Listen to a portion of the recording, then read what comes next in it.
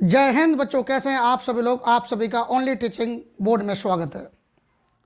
आज बच्चों exercise 1B class 10th जो बच्चे इस साल 2027 में बोर्ड एग्ज़ाम देंगे उनके लिए क्लास है। एक क्लास में 2 सवाल मिनिमम परीक्षा में फंसेंगे ही फंसेंगे और आज की क्लास आपके लिए बहुत ही रामबाण साबित होने वाली है। यह क्लास बहुत ही महत्वपूर्ण है आप सभी के लिए। तो आज हम इसमें पढ़ेंगे वास्तविक संख्याओं के बारे में, प्रमेय और अप्रमेय के बारे में प्रूव करेंगे।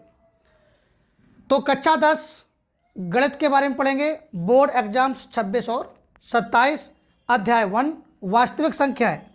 और यह गणित की बेटे पार्ट्स 2 है। एक पार्ट्स 1 में हम बेटे क्या किए थे, एग्जाम्पल्स पढ़ा दिए थे। तो जिन बच्चों को एग्जाम्पल भी पढ़ने हैं वो फटाफट पहले लेक्चर 1 को देखें जाके, और उसके बाद ये लेक्चर 2 है। एक्सरसाइज आज हम लोग बच्चों 1B स्टार्ट करेंगे। ठीक है बच्चों, आ जाओ फटाफट। एक बार सभी बच्चों वीडियो को लाइक कर दो। सभी बच्चे एक बार वीडियो को बेटे लाइक कर दें।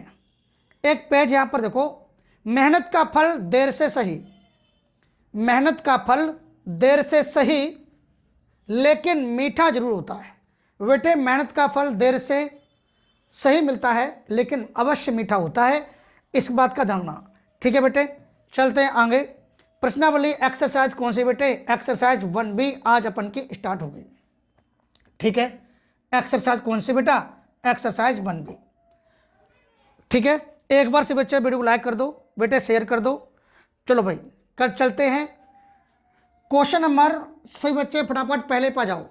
क्वेश्चन नंबर बेटे पहले पर आ जाओ सभी लोग फटाफट। देखो भाई क्वेश्चन बेटा क्या कह रहा है, सिद्ध कीजिए कि 6√3 एक परमेय संख्या नहीं है। यानी कि 6√3 बेटा एक परमेय संख्या नहीं है। इसका मतलब है 6√3 एक अपरमेय संख्या है। अगर किसी अपरमेय संख्या को साबित करना है तो हम उसका विपरीत मानेंगे। मतलब अगर बेटे अपरमेय सिद्ध करनी है तो हम परमेय मान के चलेंगे, और यदि परमेय सिद्ध करनी हो तो अपरमेय मानेंगे। मतलब उसका जस्ट विपरीत मान के चलेंगे। सिद्ध कीजिए कि 6√3 6√3 एक परमेय संख्या नहीं है, एक परमेय संख्या नहीं है। इसका मतलब है ये परमेय नहीं है, ये परमेय नहीं है। कैसी बेटा, अपरमेय है। जब ये बेटे अपरमेय है तो मुझे सिद्ध करके दिखाना है कि 6√3 कैसी बेटा, अपरमेय है। तो अपरमेय को साबित करने के लिए क्या मानेंगे, परमेय मानेंगे। ठीक है बच्चों, चलो भाई यहां पर ध्यान दें। तो मैंने लिखा है, माना 6√3 एक परमेय संख्या है, एक परमेय संख्या है, एक परमेय संख्या है। ठीक है बच्चों, तो बेटे 6√3 को परमेय संख्या माने हैं तो 6√3 इक्वल बेटा A/B। अच्छा 6√3 को परमेय संख्या माने हैं। परमेय संख्या वे संख्या होती हैं जिनको P/Q के रूप में व्यक्त किया जा सके। तो बेटे 6√3 को हम परमेय संख्या के रूप में व्यक्त करेंगे A/B। यहाँ पर A/B क्या बेटा, एक परमेय संख्या है। लेकिन A और B यहाँ पर बेटे क्या है, सहअवाच्य संख्याएं हैं। लेकिन बेटा यहाँ पर ध्यान देना, जहां A और B, जहां A, B सहअवाच्य संख्याएं। कैसे है प्यारे बच्चों, सहअवाच्य संख्याएं, सहअवाच्य संख्याएं हैं। यहां पर A का मान 0 हो सकता है बच्चों, लेकिन B का मान 0 नहीं हो सकता है। लेकिन B नॉट इक्वल 0, लेकिन B नॉट इक्वल, B का जो मान है बेटा वो 0 के बराबर नहीं होना चाहिए। ठीक है, हमने 6 सिद्ध करना बेटा 6√3 एक परमेय संख्या नहीं है, यह परमेय नहीं है। इसका मतलब ये कैसी बेटा, अपरमेय है। इसको अपरमेय सिद्ध करना है। जब इसको अपरमेय सिद्ध करना है तो अपरमेय को सिद्ध करने के लिए बेटा क्या मानेंगे, परमेय मानेंगे।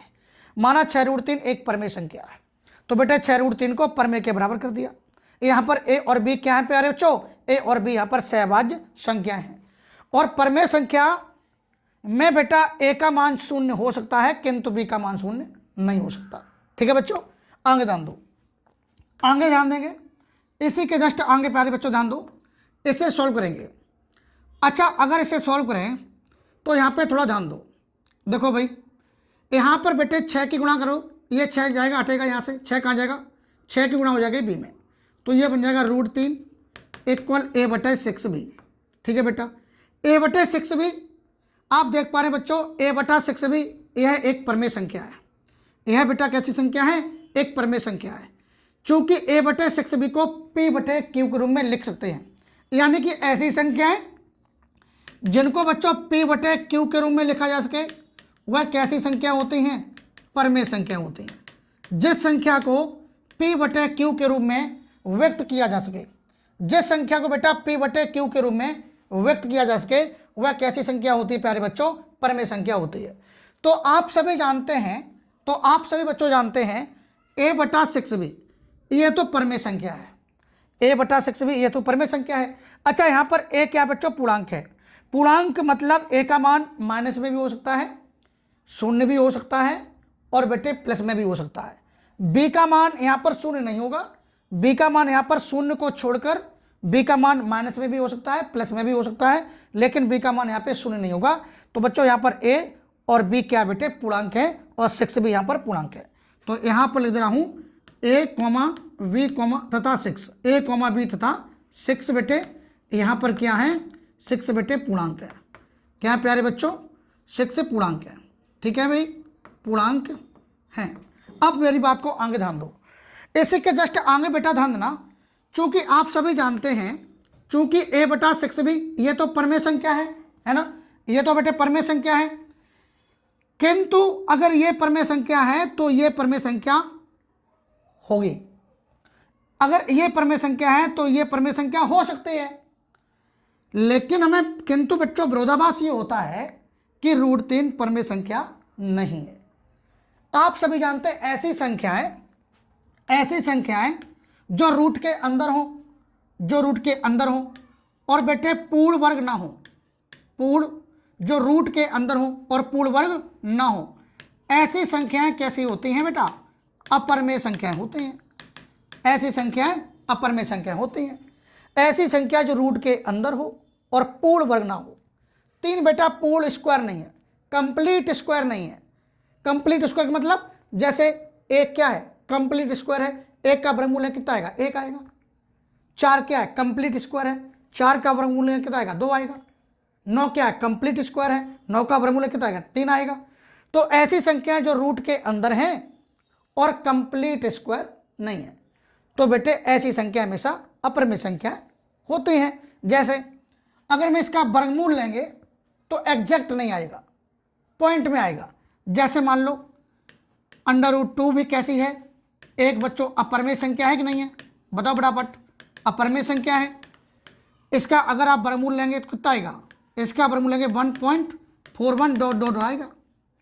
तो किसी संख्या के पीछे अगर डॉट डॉट है तो इसका मतलब है वह संख्या अपरिभाष, इसको सही से परिभाषित नहीं कर सकते। इस संख्या के पीछे कितने अंक हैं ये बेटे परिभाषित यहाँ पर नहीं है, इसलिए बेटे ऐसी संख्या अपरमेय संख्याएं होती हैं। तो ये बात आप ध्यान रखेंगे। ठीक है बच्चों, चलते हैं इधर। तो चूंकि a/6b क्या है, परमेय संख्या है। चूंकि a/6b एक परमेय संख्या है, एक परमेय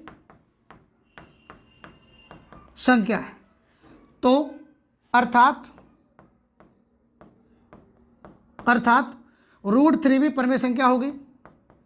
√3 परमेय संख्या होगी, √3 परमेय संख्या होगी।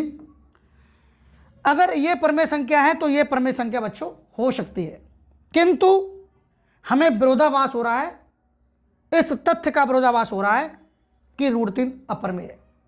√3 कैसी है बेटा, √3 अपरमेय है।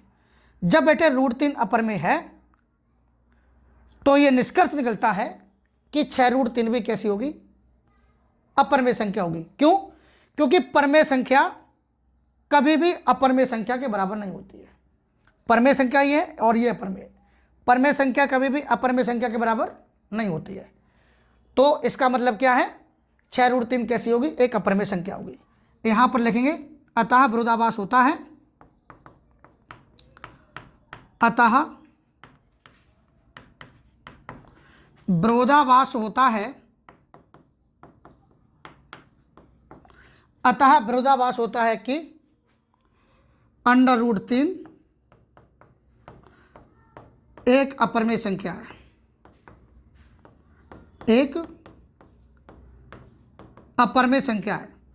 और बेटे अपरिमेय संख्या कभी भी परिमेय संख्या के बराबर नहीं हो सकती। अपरिमेय संख्या जो है, अपरिमेय संख्या कभी भी परिमेय संख्या के बराबर नहीं हो सकती। परिमेय संख्या के बराबर नहीं हो सकती, नहीं हो सकती है, नहीं हो सकती है। अतः हमारी कल्पना गलत है। अतः हमारी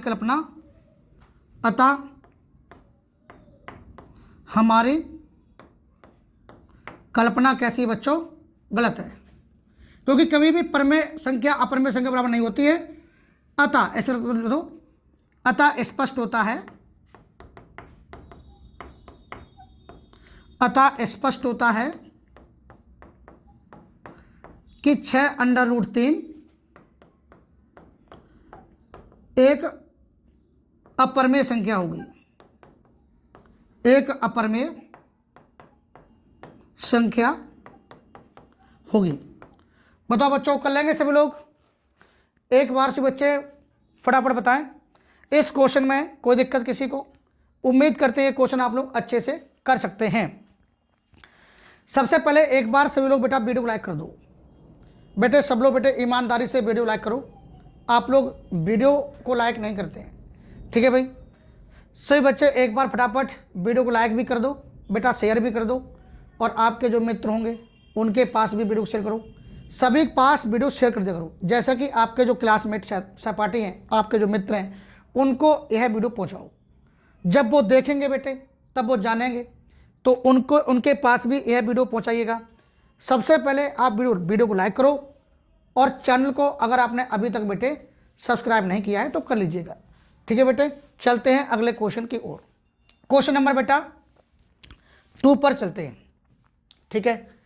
ये क्वेश्चन बहुत बार पेपर में आया है, ये क्वेश्चन ऐसे मान लो बहुत बार आया है। अगर मैं इस क्वेश्चन की बात करें तो ये क्वेश्चन बेटा इस साल भी आया था, यह क्वेश्चन बेटा इस साल 2026 में भी आया था, 2025 में भी आया है, 24 में भी आया है, और 23 में भी आया है, और बेटे 22 में भी आया है। यह क्वेश्चन बेटे लगातार आया, 19 में भी आया है। यह क्वेश्चन बेटे 2019 में भी आया है। यह क्वेश्चन अति महत्वपूर्ण है।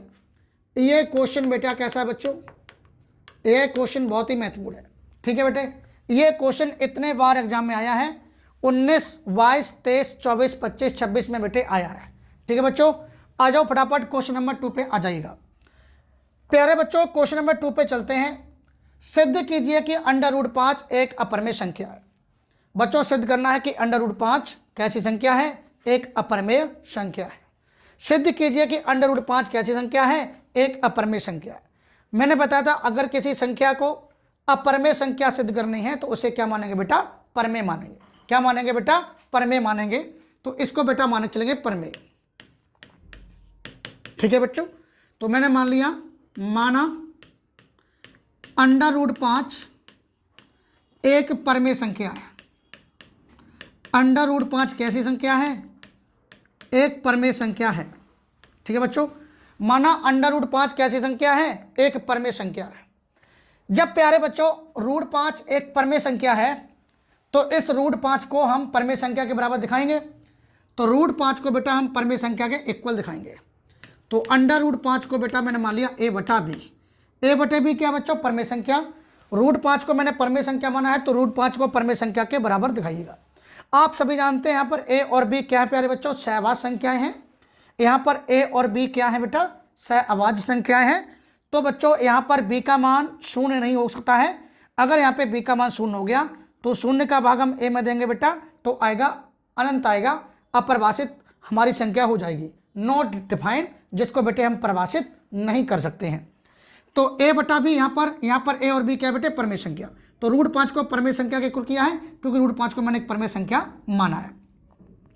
ऐसा करते हैं, यहाँ पर लिख देता हूँ जहाँ ए और बी क्या है बेटा सहवाच संख्या है,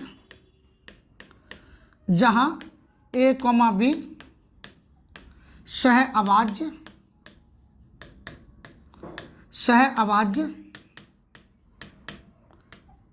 संख्याएं हैं, सह अभाज्य संख्याएं हैं। चूंकि यहाँ पर बी का, लेकिन बी का मान यहाँ पर बेटे 0 यहाँ पे नहीं हो सकता, यहाँ पर बच्चों बी का मान 0 नहीं हो सकता है। ये बात आप प्यारे बच्चों यहाँ पर क्या करेंगे, ध्यान रखेंगे। ठीक है बेटा, चलो आप देख पा रहे हैं सही से। अब इसी के जस्ट आगे देखो, यहाँ पर बेटे दोनों पक्षों को आप क्या करो, स्क्वायर करो, क्योंकि यहाँ पर स्क्वायर करो बेटा, ये वाला सवाल कुछ अलग लेवल से करो और ये अलग से ही लेवल से होगा। जहाँ तो होगा वहाँ तक मैं इसको अच्छे से डिफाइन करेंगे, जिससे कि आपके नंबर एग्जाम में ना कटें। तो दोनों पक्षों में आप क्या करो बेटा, स्क्वायर कर दो इसका। दोनों पक्षों में वर्ग करने पर इसका बेटे हम क्या करेंगे, दोनों पक्षों में या दोनों पक्षों का बेटे क्या करने पर, वर्ग करने पर, दोनों पक्षों का बेटा वर्ग करने पर, दोनों पक्षों का वर्ग करने पर, जब दोनों पक्षों को बेटे वर्ग करेंगे तो उस केस में बेटे क्या बनेगा, रूट 5 का वर्ग करेंगे तो रूट 5 का स्क्वायर, और ए बटे बी का वर्ग करेंगे तो ए बटे बी का स्क्वायर। ठीक है बेटा, ए बटे बी का स्क्वायर। इस वर्ग से क्रडी कटेगा, यहाँ बचेगा 5, और ए बटे बी का बेटा वर्ग करेंगे ए स्क्वायर बटे बी स्क्वायर बनेगा। बोलो भाई, कोई दिक्कत किसी बच्चे को, यहाँ तक किसी बच्चे को कोई दिक्कत बेटा? चलो आगे ध्यान दो। अगर बेटे में यहाँ पर ध्यान देना, अगर बेटे में बी स्क्वायर को ले जाएं 5 के स्थान पर, बी स्क्वायर को 5 के स्थान पर ले जाओ और 5 को बेटा बी स्क्वायर के स्थान पर लाओ, तो बनेगा बी स्क्वायर इक्वल ए स्क्वायर बटे 5। अब इसका मतलब प्यारे बच्चों क्या हुआ, इसका तात्पर्य ये हुआ बच्चों, ए स्क्वायर 5 से विभाज्य है, जो ए स्क्वायर है ये 5 से विभाज्य है। क्यों? क्योंकि 5 का भाग ए स्क्वायर में चला जाएगा। अगर बच्चों ए स्क्वायर 5 से विभाज्य है तो फिर ए भी 5 से विभाज्य होगा। सीधी सी बात है। जैसे मान लो 25 है, अगर 25 5 से विभाज्य है, जैसे 5 का स्क्वायर किया, 5 का स्क्वायर मैंने कहा 5 से विभाज्य है, 5 का स्क्वायर मान लो 5 से विभाज्य है, तो 5 भी तो 5 से विभाज्य होगा, क्योंकि 5 में बेटे 5 का भाग चला जाएगा। इसका मतलब ये हुआ है, चूंकि बेटा ए स्क्वायर 5 से विभाज्य है तो फिर बेटा 5 भी ए से, 5 जो है 5 में ए का भी भाग चला जाएगा। मतलब अगर ए स्क्वायर 5 से विभाज्य है तो ए भी 5 से कैसा होगा बेटा, विभाज्य होगा। तो यहाँ पर लिखेंगे चूंकि ए स्क्वायर 5 से विभाज्य है, 5 से कैसा बच्चों, विभाज्य है, तो फिर ए भी 5 से कैसा होगा, विभाज्य होगा, 5 से विभाज्य होगा। ठीक है बच्चों, अभी तो मैं इस बात को साबित कर रहा हूं, अभी तो बेटा मैं लाला इस बात को साबित कर रहा हूं कि अगर बेटा ए स्क्वायर 5 से विभाज्य है तो प्यारे बच्चों ए भी 5 से विभाज्य होगा। और कोई नंबर मान के चेक कर लेता हूं, और कोई नंबर मान के चेक लेता हूं।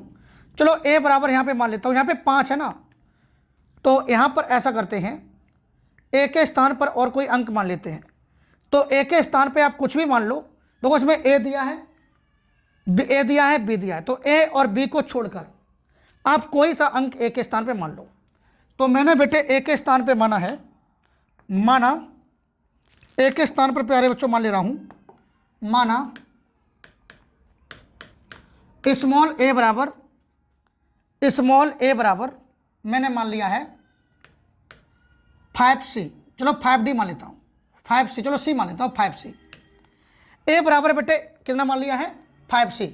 तो ए बराबर 5C रखने पर, तो जहां पर बेटा ए है, जहां पर बेटा ए है तो वहां पर ए के स्थान पर क्या रखें बेटा, 5C रखो। चलो भाई, तो क्या बन जाएगा बच्चों, तो बी स्क्वायर इक्वल ए के स्थान पर रखो 5c और ये स्क्वायर, और बटे में कितना, बटे में बच्चों 5, बटे में कितना 5, तो बी स्क्वायर बराबर 5 2, 5 का स्क्वायर करोगे 25 आएगा, और सी का स्क्वायर सी स्क्वायर बटे में 5, 5 से 25 काटोगे 5 बार कटेगा बच्चों, ये 5 बार कट जाएगा, थोड़ा सा मैं नहीं चल रहा हूँ, तो बी स्क्वायर 5 का वर्ग 25 और सी स्क्वायर बटे में 5, 5 से 25 काटेंगे बच्चों 5 बार, तो यहाँ पे क्या बचा, B square equal 5c square, ये यहाँ पे 5 बचा हुआ है, और यहाँ पे सी स्क्वायर, यहाँ पे कितना सी स्क्वायर, और बटे में कुछ बचा नहीं।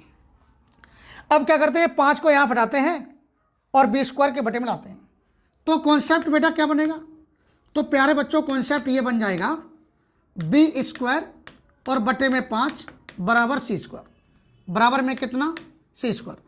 अब इसका मतलब क्या हुआ, बी स्क्वायर बेटा किससे विभाज्य है, बी स्क्वायर बेटे, अब यहाँ पे बोल रहा है कि बी स्क्वायर 5 से विभाज्य है, जो बी स्क्वायर है ये 5 से विभाज्य है। जब बच्चों बी स्क्वायर 5 से विभाज्य है तो बी भी 5 से विभाज्य होगा। इसका मतलब है बेटा बी स्क्वायर बटे 5, बी स्क्वायर किससे डिवाइड होना चाहिए, बी स्क्वायर में बेटे 5 का भाग चला जाना चाहिए, तो बी स्क्वायर 5 से विभाज्य है, तो इसका तात्पर्य यह हुआ कि बी भी बेटे किससे विभाज्य होगा, 5 से विभाज्य होगा। तो यहाँ पर लिखेंगे चूंकि, यहाँ पर लिखेंगे बेटा चूंकि, चलो ऐसा करते हैं, थोड़ी जगह इधर बनाते हैं, सवाल इसमें एक ही बार में बन जाए। तो बच्चों यहाँ पर लिख रहा हूँ चूंकि बी स्क्वायर 5 से विभाज्य है, चूंकि बी स्क्वायर 5 से कैसा है, विभाज्य है, 5 से विभाज्य है, तो बी भी 5 से विभाज्य होगा, तो बी भी 5 से कैसा होगा, 5 से प्यारे बच्चों कैसा होगा, विभाज्य होगा, 5 से कैसा होगा, विभाज्य होगा। अब मेरी बात को समझो, हमने बेटे माना था √5 एक परमेय संख्या है, और यहां पर ए, जब √5 को परमेय संख्या के बराबर किया तो यहां पर बेटा ए और बी क्या है, ए और बी बेटे सहवास संख्याएं हैं, यहां पर ए और बी क्या है, सहवास संख्याएं हैं, और यहां पर क्या बेटा, यहां पर बी स्क्वायर 5 से विभाज्य हो रहा है, और यहां पर बेटे बी क्या है, विभाज्य है, और यहां पर भी क्या है बेटा, यहां पर ए कैसा है, यहां पर ए स्क्वायर 5 से विभाज्य था, तो ए भी 5 से विभाज्य है। यहां पर ए और बी कैसे नंबर है, सहअभाज्य संख्या है, और यहां पर बेटा ए क्या था, विभाज्य है, यहां पर बी कैसा बेटे, विभाज्य है। इसमें दोनों में से कोई हमारी एक ही कल्पना सही होगी, या तो ए और बी सहवास संख्या होंगे, या तो ए और बी विभाज्य होंगे, तो इसमें से कल्पना हमारी एक ही सही होगी। इसका मतलब है या तो बेटे ये बात सही है ए बी सहवास संख्या है, या फिर बेटे ये बात सही है कि बेटे ए और बी कैसे विभाज्य संख्या है। यहां बोल रहा है कि ए बी, यहां पर देखो ए 5 से विभाज्य है, यहां बोल रहा बेटा बी 5 से विभाज्य है। या तो ए और बी विभाज्य संख्याएं हैं, या तो बेटे ए और बी कैसी संख्या है, सहभाज्य संख्या है। दोनों में से एक ही तत्व सही होगा, या तो ये तत्व सही होगा या तो ये तत्व सही होगा, दोनों में से कोई एक ही फैक्ट सही होगा बेटा। इसका मतलब ये हुआ है हमारी कल्पना गलत है, हमारी जो कल्पना है वो कैसी गलत है, क्यों गलत है, या तो ये सही है या तो ये सही है। जो हमारी कल्पना गलत है तो बच्चों इस बात का विरोधाभास हो रहा है, इस बात का बच्चों विरोधाभास ये हो रहा है कि इसका मतलब √5 एक अपरमेय संख्या है। बात को चाहिए समझ, जब कल्पना गलत है तो इसका मतलब यह है कि √5 कैसी बेटा, अपरमेय संख्या है। तो यहां पर प्यारे बच्चों लिखेंगे, क्या लिखेंगे, यहां पर लिखेंगे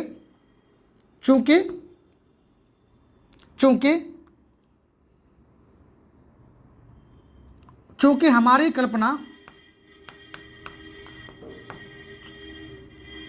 चूंकि विरोधाभास होता है, ये देखो चूंकि विरोधाभास होता है, विरोधाभास होता है, चूंकि विरोधाभास होता है कि हमारी कल्पना, जो हमारी कल्पना है, चूंकि हमारी कल्पना गलत है, चूंकि हमारी कल्पना गलत है, अतः √5 अतः स्पष्ट होता है अतः निष्कर्ष निकलता है, निष्कर्ष मतलब कंक्लूजन, अतः निष्कर्ष निकलता है, अतः निष्कर्ष निकलता है कि √5 कैसी संख्या बेटा, एक अपरमेय संख्या है, एक अपरमेय संख्या है। बताओ बच्चों, कर लेंगे सभी लोग फटाफट, एक बार मुझे बताओ सभी लोग, कर सकते हैं सभी लोग, नहीं कर पाएंगे? बताओ बेटा, कर लेंगे? बताओ भाई फटाफट, कर लेंगे? यहाँ तक किसी को कोई दिक्कत तो होनी नहीं चाहिए किसी बच्चे को, ठीक है बेटा। अब हम लोग चलते हैं जस्ट आगे, ठीक है बेटे, चलो चलते हैं बेटे क्वेश्चन नंबर 2 पे। ये क्वेश्चन नंबर बेटा बहुत ही महत्वपूर्ण था, इसको अच्छे से आप लोग कर लेना। चलो बच्चों क्वेश्चन नंबर किस पे चलते हैं? क्वेश्चन नंबर बेटा 3 पर चलते हैं। ये रहा बेटे क्वेश्चन नंबर कौन सा बेटा? 3। चलो भाई, सिद्ध कीजिए कि 3 + 2√5, 3 + के 2√5 एक अपरमेय संख्या है। अगर बेटे किसी भी संख्या को अपरमेय संख्या सिद्ध करना हो तो बेटे हम क्या मानेंगे? उसका अपोजिट अर्थात विपरीत मान के चलते हैं। सिद्ध कीजिए कि 3 + के 2√5 एक अपरमेय संख्या है, तो इस संख्या को बेटा अपरमेय संख्या साबित करने के लिए क्या मानेंगे बेटा? इसको परमेय मानेंगे। क्या मानेंगे बेटा? परमेय मानेंगे, ठीक है बेटे। चलो, यानी कि मान लेता हूं बेटा, माना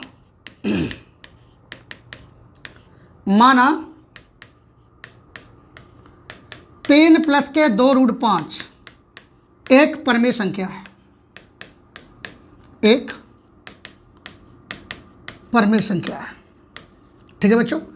मैंने मान लिया, माना 3 + के 2√5 कैसी संख्या है? एक परमेय संख्या है, क्योंकि बेटा 3 + 2√5 को अपरमेय संख्या सिद्ध करनी है, और यदि किसी संख्या को बेटा अपरमेय संख्या सिद्ध करनी हो तो मेरे लाला आप इसको क्या मानेंगे? उसका अपोजिट मानेंगे। तो 3 + 2√5 को क्या मानेंगे बेटा? परमेय मान लेंगे, क्योंकि अपरमेय सिद्ध करनी है। तो मैंने मान लिया, माना 3 + 2√5 कैसी संख्या है? एक परमेय संख्या है, तो 3 + 2√5 को इस परमेय संख्या के बराबर दिखाओ। तो 3 + 2√5 को बेटे हम परमेय संख्या के बराबर दिखाएंगे, तो मैंने इसके इक्वल में a/b एक परमेय संख्या मान ली। तो 3 + 2√5 को क्या मान लिया? a/b। इसको बेटा a/b के बराबर मान लिया। क्यों? क्योंकि a/b एक परमेय संख्या है और मैंने 3 + 2√5 को एक परमेय संख्या माना है। अब आगे ध्यान दो, ये 3 प्लस का पक्षांतर में जाएगा तो माइनस होगा, ये 3 प्लस का है पक्षांतर में जाएगा तो माइनस, यहाँ पे बचेगा 2√5। यहाँ पर a/b, ये 3 प्लस का पक्षांतर में जाएगा तो माइनस के 3 हो जाएगा बेटे। अब यहाँ पर ध्यान दो, 2√5 इक्वल, अच्छा a माइनस b की गुणा 3 में करेंगे तो ये 3b बनेगा, और पूरे बटे में कितना? b। क्लियर है सभी का? 2 की गुणा बेटे कर दो b में, तो यहाँ बचेगा √5 इक्वल a माइनस के 3b और बटे में कितना? 2b। बच्चों यहाँ पर थोड़ा सा ध्यान दो, a माइनस के 3b बटे 2b। बच्चों यहाँ पर a और b क्या है? पूर्णांक है। आप सभी जानते हैं, यहाँ पर चाहो तो एक संकेत यहाँ पर लिखो। बच्चों जहाँ आप सभी जानते हैं a और b क्या हैं? a तथा b सहअभाज्य संख्या है।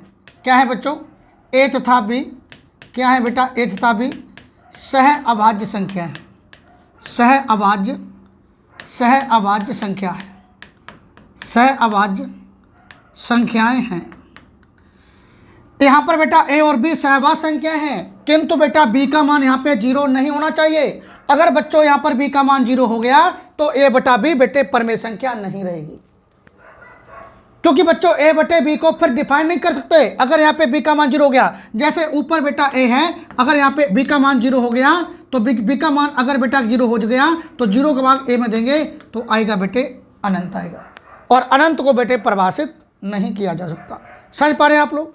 तो इसका मतलब है a और b यहाँ पर क्या है? a और b सहअभाज्य संख्याएं हैं, परंतु बेटे b का मान यहाँ पे 0 नहीं हो सकता, चूंकि बच्चों b का मान 0 के बराबर नहीं हो सकता। अच्छा यहाँ पर देखें, a माइनस के 3b बटे 2b ये तो बेटे परमेय संख्या है। चूंकि a माइनस 3b बटे 2b ये परमेय संख्या है, क्योंकि इसको बेटे p बटे q के रूप में लिखा जा सकता है। जिन संख्याओं को p बटे q के रूप में व्यक्त किया जा सके वह एक परमेय संख्या कहलाती है। तो a माइनस के 3b बटे 2b, ये तो परमेय संख्या है क्योंकि ये मान बेटे p के फॉर्म में हो जाएगा और नीचे वाला मान बेटे q के फॉर्म में हो जाएगा। तो बेटे a माइनस के 3b बटे 2b ये तो परमेय संख्या है। अगर ये परमेय संख्या है तो ये परमेय संख्या हो सकती है नहीं, हो सकती है। किंतु इस तथ्य का बेटे विरोधाभास होता है कि ऐसी संख्याएं जो रूट के अंदर होती हैं और पूर्ण वर्ग नहीं होती, वह सदैव अपरमेय होती हैं। तो √5 ऐसा विरोधाभास होता है कि √5 अपरमेय संख्या। और पहली बात, परमेय संख्या कभी भी अपरमेय संख्या के बराबर नहीं होती, यानी कि अपरमेय संख्या और परमेय संख्या कभी बराबर नहीं होती। तो परमेय संख्या, ये परमेय संख्या और ये अपरमेय संख्या, और परमेय संख्या कभी भी अपरमेय संख्या के बराबर नहीं होगी। तो इस तथ्य का विरोधाभास होता है कि √5 कैसी बच्चों, अपरमेय है। जब √5 बेटा अपरमेय है, इसलिए निष्कर्ष क्या निकलेगा, जब √5 अपरमेय है तो 3 प्लस के 2 √5 भी कैसी होगी बेटे, अपरमेय ही होगी। तो यानी कि यहाँ पर लिखेंगे, यहाँ पर बेटा लिखेंगे चूंकि a माइनस, अच्छा यहाँ पर a और 3 और b ये सभी क्या बेटा पूर्णांक हैं, क्या बेटे पूर्णांक हैं। तो यहाँ पर मैं लिख रहा हूँ चूंकि a, 3, b क्या बेटे पूर्णांक है, क्या बच्चों पूर्णांक है, ठीक है। आगे सुनो, ये सभी के सभी बच्चों क्या हैं, पूर्णांक हैं। अब आगे ध्यान देना, a माइनस के 3b बच्चों, a माइनस के 3b बटे 2b एक परमेय संख्या है बच्चों, एक परमेय संख्या है, एक परमेय संख्या है। a माइनस के 3b बटे 2b ये तो परमेय संख्या है, तो ये भी परमेय संख्या हो सकती है। अर्थात √5 भी एक परमेय संख्या होगी, एक परमेय संख्या होगी, परंतु परमेय संख्या अपरमेय संख्या के बराबर नहीं हो सकती बेटा। ये परमेय संख्या है और ये अपरमेय, तो परमेय संख्या कभी भी अपरमेय संख्या के बराबर नहीं हो सकती है। परंतु जो परमेय संख्या है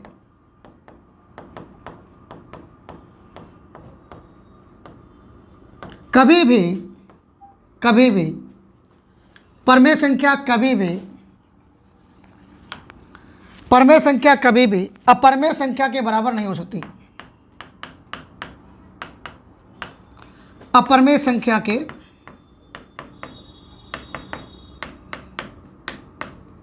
बराबर नहीं हो सकती, बराबर नहीं हो सकती। परमेय संख्या कभी भी बच्चों अपरमेय संख्या के बराबर नहीं होगी। जो परमेय संख्या ये कभी भी अपरमेय संख्या के बराबर नहीं होगी, क्योंकि इस तथ्य का बेटे विरोधाभास होता है कि √5 कैसी है, अपरमेय है। अतः विरोधाभास होता है, अतः इस बात का विरोधाभास होता है, अतः इस बात का विरोधाभास होता है कि √5 एक अपरमेय संख्या है, कि √5 एक अपरमेय संख्या है। अतः 3 प्लस 2 √5 कैसे होगी बेटा, अपरमेय। जब ये अपरमेय है तो ये भी कैसे होगी बेटा, अपरमेय। अतः इसलिए निष्कर्ष निकलता है, इसलिए निष्कर्ष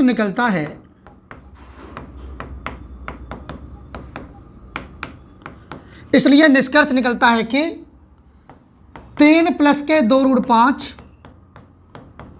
एक अपरमेय संख्या होगी, एक अपरमेय संख्या होगी। बच्चों कर लेंगे सभी लोग फटाफट बताओ। ये क्वेश्चन बहुत ही महत्वपूर्ण है। अच्छा, ये क्वेश्चन कितनी बार एग्जाम में आया है? ये क्वेश्चन बेटे एग्जाम में 2024 में भी आया है और 2023 में भी आया है और 22 में भी आया है और बेटे 2019 में भी आया है और 2018 में भी आया है। ये क्वेश्चन बच्चों इतने एग्जाम में आया है। बताओ भाई, देखो मैंने इस सवाल को जो किया है ना बेटा, अगर आप देखोगे इस सवाल को तो मैंने इस तरीके से किया है कि एग्जाम में जब आप करेंगे बैठेंगे तो वहाँ नंबर किसी प्रकार से कट नहीं सकता।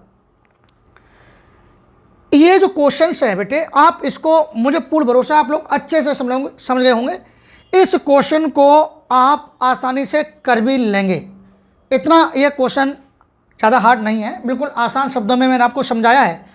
और क्वेश्चन की बेटे जो थ्योरी है ना, कुछ टीचर बेटे इसकी थ्योरी बिल्कुल बताते ही नहीं है, तो ये थ्योरी बहुत मेन है, क्योंकि अगर आप थ्योरी नहीं लिखेंगे तो इसका निष्कर्ष आप किसी को समझा नहीं सकते।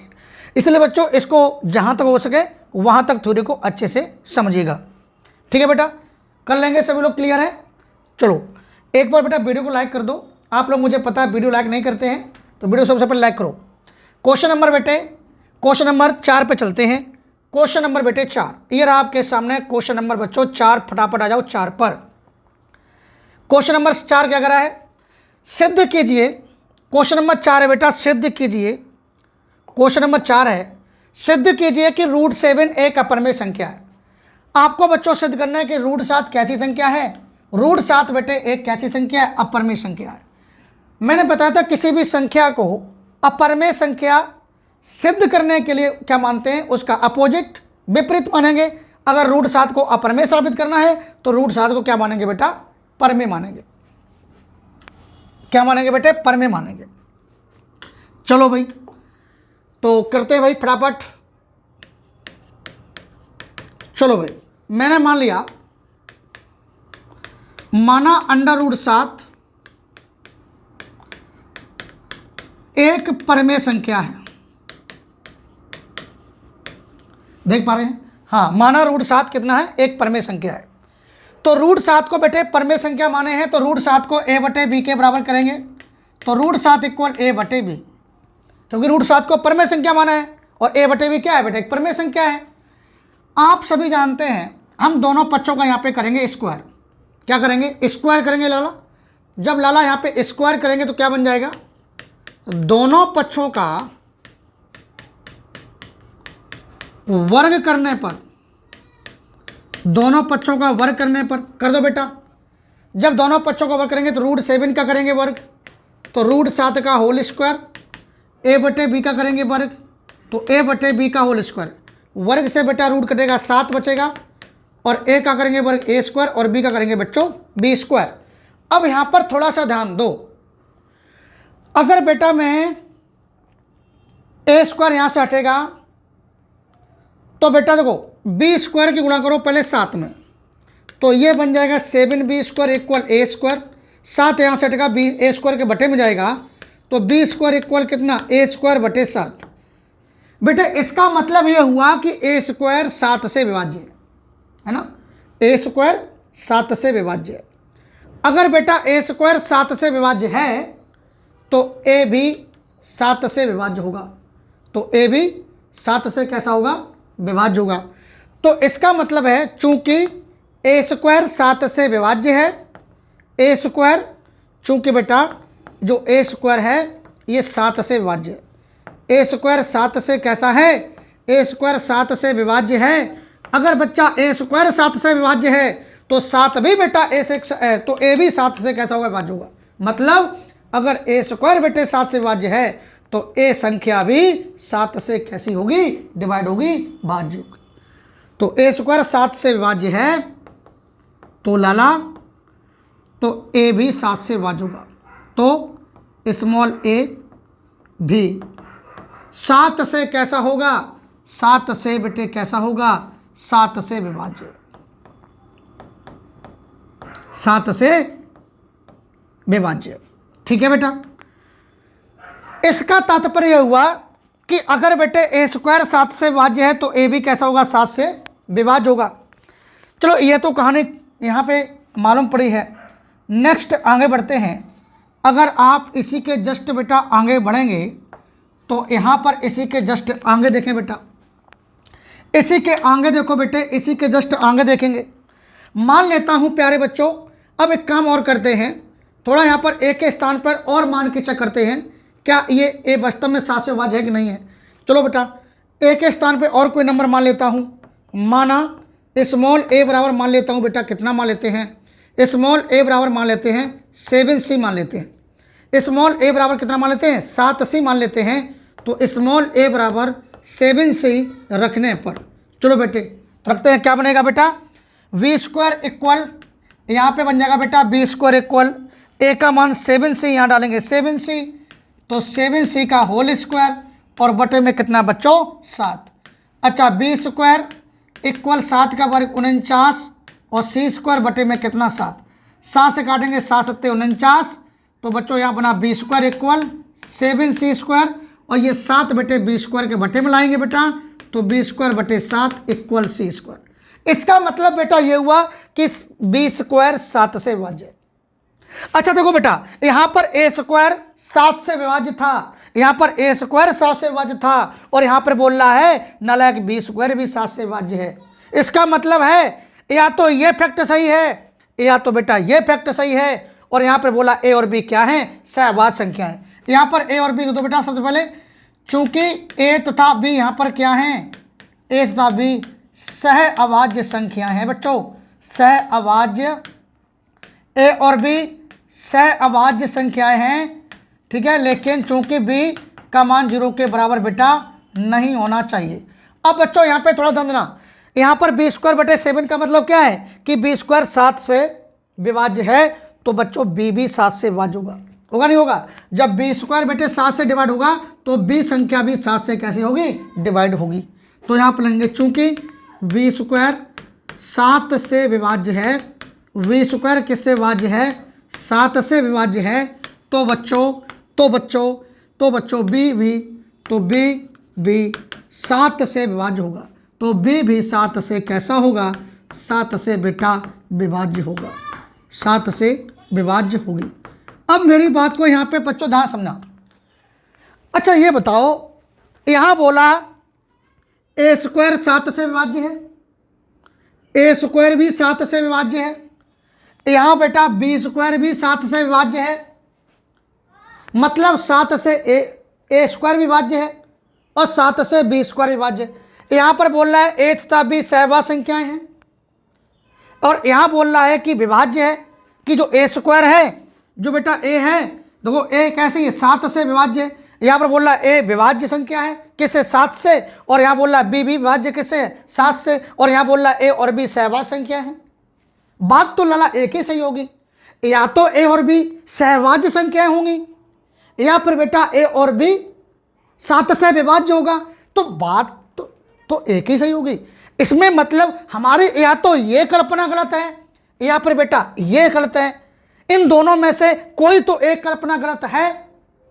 यहां बोल रहा है कि ए और बी सहभाज्य संख्याएं हैं और यहां बोल रहा है कि बी 7 से विभाज्य है और ए बेटे 7 से विभाज्य है। इसका मतलब बेटे क्या हुआ, इन दोनों में से कोई एक हमारी कल्पना गलत है। इस तथ्य का विरोधाभास होता है बेटे, इस तथ्य का क्या विरोधाभास होता है कि हमारी कल्पना गलत है। तो लिखेंगे बेटे इस तथ्य का विरोधाभास होता है, इसलिए इस तथ्य का विरोधाभास होता है, चूंकि इस तथ्य का विरोधाभास होता है कि हमारी कल्पना गलत है, कि हमारी जो कल्पना है वो गलत है। हमारी कल्पना कैसी है, गलत है, अतः निष्कर्ष निकलता है, इसलिए निष्कर्ष निकलता है, इसलिए बेटा निष्कर्ष निकलता है, निष्कर्ष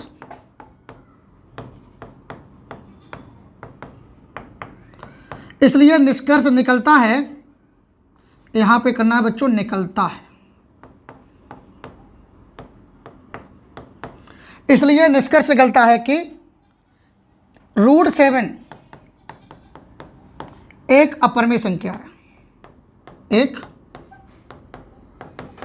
अपरिमेय संख्या है। बताओ बच्चों कर लेंगे क्या, कर लेंगे सही बच्चे। आप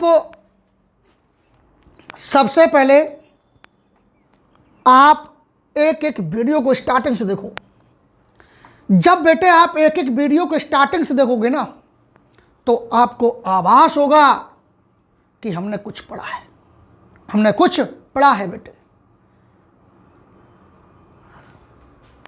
तो इस क्वेश्चन में उम्मीद करते हैं आप प्यारे बच्चों यहां तक क्वेश्चन को आसानी से कर सकते हैं। कर सकते हैं बेटा? बताओ भाई, कर सकते हैं कि नहीं कर सकते हैं? चलते हैं अगले क्वेश्चन की ओर बच्चों। क्वेश्चन नंबर 5, ये रहा आपके सामने क्वेश्चन नंबर बेटा 5। क्वेश्चन नंबर 5 क्या कह रहा है बेटा? यदि √2 एक परमेय संख्या नहीं है, मतलब √2 परमेय नहीं है, इसका मतलब √2 कैसी है? अपरमेय। √2 एक परमेय संख्या नहीं है, इसका मतलब √2 तो भैया अपरमेय है। तो सिद्ध करके दिखा दो। तो सिद्ध कीजिए कि 2 + √2 एक परमेय संख्या नहीं है। तो सिद्ध करो कि 2 + √2 एक परमेय संख्या नहीं है, इसका मतलब 2 + √2 कैसी है? अपरमेय संख्या है। ये बात आप मुझे सिद्ध करके दिखा दो। चलो भाई, इसको भी देख लेता हूं। कितना जोर बाजुए कातिल में है? क्यों भाई? अदरक क्या जाने बंदर का स्वाद है, कि बंदर क्या जाने अदरक का स्वाद, क्या कॉन्सेप्ट है? चलो भाई यहां पे ध्यान दो। तो मान लेता हूं बेटा, माना 2 + √2 एक परमेय संख्या है, एक परमेय संख्या है। ये मैंने बच्चों मान लिया। 2 + √2 एक परमेय संख्या है, इसको बेटे मैंने मान लिया। तो 2 + √2 को परमेय संख्या के बराबर दिखाओ फटाफट बच्चों। तो 2 + √2 को परमेय संख्या के बराबर दिखाएंगे तो इक्वल मान लिया a/b, a/b। अब बेटे आगे ध्यान देना, ये 2 प्लस का है, पक्षांतर हो जाएगा तो माइनस होगा। ये 2 प्लस का पक्षांतर हो जाएगा तो कैसा हो जाएगा लल्ला? ये हो जाएगा लाला मेरे, ये कैसा हो जाएगा? माइनस हो जाएगा। तो √2 = a माइनस कितना b की गुणा 2 में करेंगे तो 2b/, कितना b। चूंकि a - 2b/b ये तो बेटे परमेय संख्या है, चूंकि a - 2b/b ये बेटे परमेय संख्या है, तो ये भी परमेय संख्या हो सकती है। लेकिन है नहीं, ये बेटे परमेय संख्या हो सकती है। जब ये परमेय संख्या है तो ये परमेय संख्या हो सकती है, किंतु इस तथ्य का विरोधाभास होता है कि √2 अपरमेय संख्या है। क्यों अपरमेय? अपरमेय इसलिए मैंने बताया था, कुछ संख्याएं ऐसी होती हैं, कुछ संख्याएं बेटे ऐसी होती हैं जो रूट के अंदर होती हैं और पूर्ण वर्ग नहीं होती हैं। तो ऐसी संख्या कैसी होती है बेटा? तो ऐसी संख्या कैसी होती है बेटे? अपरमेय होती है। कैसी होती है? अपरमेय होती है। तो a - 2b/b इसको बेटा p/q के रूप में लिखा जा सकता है। a - 2b/b को p/q के फॉर्म में लिखा जा सकता है, इसलिए ये परमेय संख्या है। लेकिन अगर ये परमेय संख्या है तो ये परमेय संख्या हो सकती है, किंतु इस तथ्य का बेटे विरोधाभास क्या हो रहा है कि √2 बेटे अपरमेय है। अगर √2 बेटे अपरमेय है तो 2 + 2√2 भी कैसी होगी? 2 + √2 भी कैसी होगी? अपरमेय होगी। ठीक, तो यहां पर बेटे क्या लिखेंगे? यहां पर बेटा लिखेंगे, यहां पर ये लिखेंगे कि a - 2b। अच्छा बच्चों यहां पर ध्यान दो, यहां पर लाइन लिख दो बेटे कि a और b क्या हैं। जहां अगर कोई पूछे a और b यहां पर क्या हैं तो आप बताएंगे जहां a और b, a तथा b सह अभाज्य संख्याएं, सह अभाज्य संख्याएं हैं, किंतु यहाँ पर बेटा b का मान 0 नहीं होना चाहिए, और b का मान यदि 0 हो गया तो ये a/b परमेय संख्या बेटा नहीं रहेगी। चलो बच्चों, तो यहाँ पर आप सभी जानते हैं, चूंकि यहाँ पर a और 2 और b ये क्या बेटा? पूर्णांक हैं। इसमें a, 2 तथा b क्या है बेटा? पूर्णांक है। क्या है? पूर्णांक है। अब आगे ध्यान देना बेटा, तो यहां पर a - क्या 2b/b क्या है? ये तो एक परमेय संख्या है बेटे, तो यहां पर लगेगा चूंकि a - के 2b/b एक परमेय संख्या है, एक परमेय संख्या है। चूंकि a - 2b/b एक परमेय संख्या है, तो अर्थात √2 भी एक परमेय संख्या होगी। अर्थात रूट टू भी एक परमेय संख्या, अर्थात रूट टू भी एक परमेय संख्या होगी।